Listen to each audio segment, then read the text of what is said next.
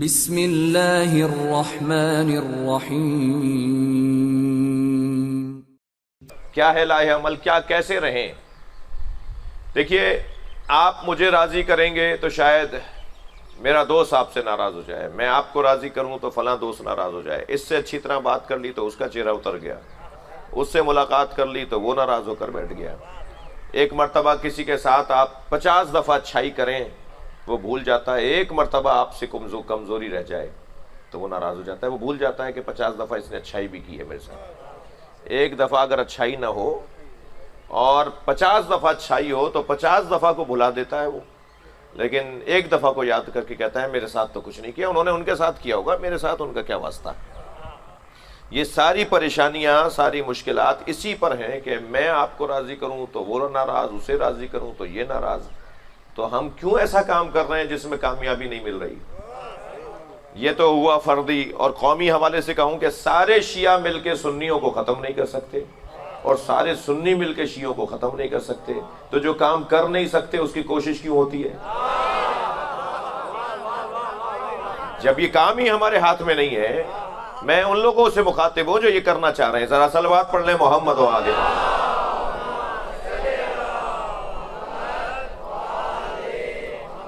تو جو کام ہم کر نہیں سکتے، یعنی ہم سب کو راضی نہیں کر سکتے، ہم سب کو خوش نہیں کر سکتے، سب ہم سے خوش ہوں گے نہیں، تو پھر کیا کریں کہ اطمینان رہے، سکون رہے؟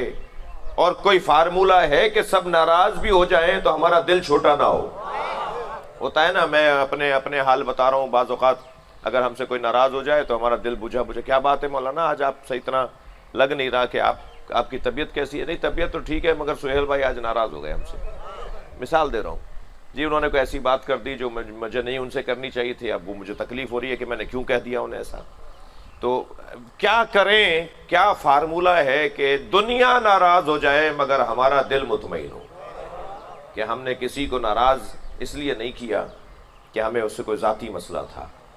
وہ کیا فارمولہ ہے؟ فارمولہ یہ ہے کہ جو مومن ہو جائے اور اللہ کی خاطر زندگی گزارے تو پھر اللہ اس سے راضی ہو جاتا ہے اور پھر اللہ ہی لوگوں کو اس سے راضی کرتا ہے۔ قاعدہ یہ ہے، قاعدہ فارمولہ یہ ہے کہ الا بذکر اللہ تطمئن القلوب۔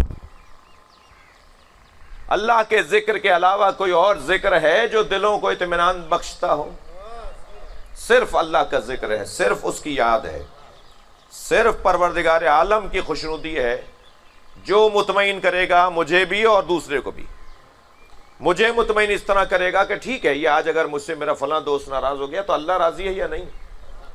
اللہ راضی ہے تو اللہ کا کام ہے پھر اسے راضی کرے، اور اللہ کی قدرت سے کسی کی قدرت بڑی نہیں ہے۔ ساری قدرتوں پر غالب قدرت اللہ کی ہے، یعنی علی کے اندر بھی اللہ نے اپنی قدرت ڈالی ہے۔ میرے مولا فرماتے ہیں کہ میں نے باب خیبر اپنے بازوؤں سے نہیں اکھاڑا، اللہ کی قدرت سے اکھاڑا ہے۔